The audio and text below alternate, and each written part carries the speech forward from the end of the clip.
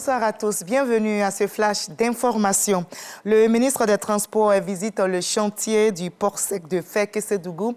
Amadou Koné veut se faire une idée de l'état d'avancement des travaux. Il était accompagné du coordinateur du projet, des responsables de l'entreprise en charge de la construction des locaux et des autorités locales. Amadou Koné est satisfait de l'évolution globale du projet, du bon fonctionnement des services de base, assure que le port sera fonctionnel d'ici à 2025.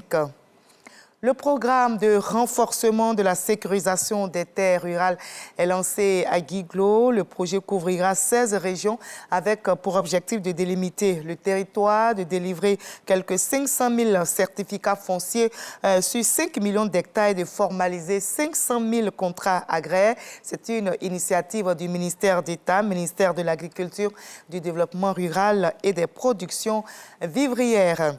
La stratégie régionale d'inclusion financière adoptée par l'UEMOA en 2016 a permis d'améliorer l'accès aux services financiers par les populations. Toutefois, le niveau de 72% en 2023 a besoin d'être amélioré, d'où cette concertation à Abidjan destinée à réviser cette stratégie communautaire. Et l'objectif est clair, mobiliser tous les mécanismes et outils pour atteindre au moins 87%.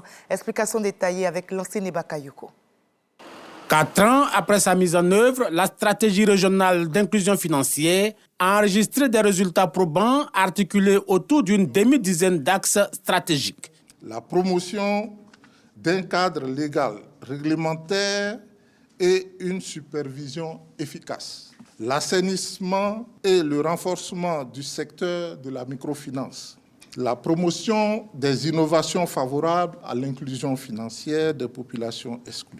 80% des activités de la feuille de route ont été engagées et plusieurs chantiers planifiés. Ces avancées se traduisent aussi par l'orientation positive des indicateurs de mesure de l'inclusion financière sous l'effet combiné des innovations et d'une réglementation davantage favorable à l'accès des populations aux services financiers.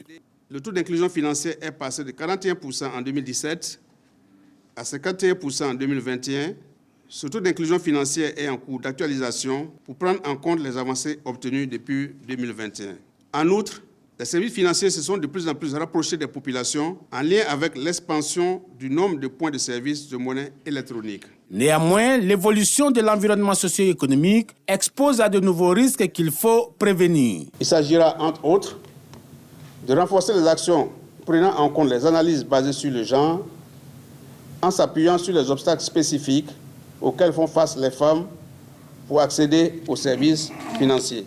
En 2023, le taux de bancarisation stricte, d'utilisation des services de microfinance et des services électroniques s'établissent respectivement à 31%, 12% et 81% pour aboutir à un taux d'inclusion financière de 87%. Chiffre de la BCEAO.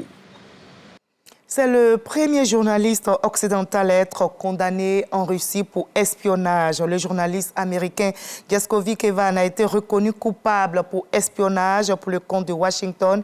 Il est condamné à 16 ans d'emprisonnement. Son interpellation a eu lieu en plein reportage le 29 mars 2023 par les services de sécurité russes.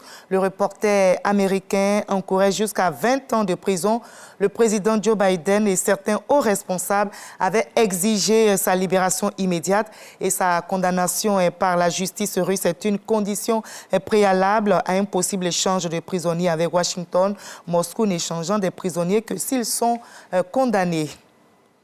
L'ancien président américain Donald Trump promet au président ukrainien Volodymyr Zelensky de mettre fin à la guerre entre l'Ukraine et la Russie et en cas de retour à la Maison-Blanche. Cette annonce a été faite ce week-end même après un échange téléphonique entre les deux leaders politiques. Le candidat républicain Donald Trump en lice pour la présidentielle américaine de novembre prochain affirme donc être capable, dès son retour au pouvoir, d'apporter la paix dans le monde et de mettre fin à la guerre en Ukraine qui a coûté tant de vies. Et on se retrouve à 20h pour la grande édition. À tout à l'heure.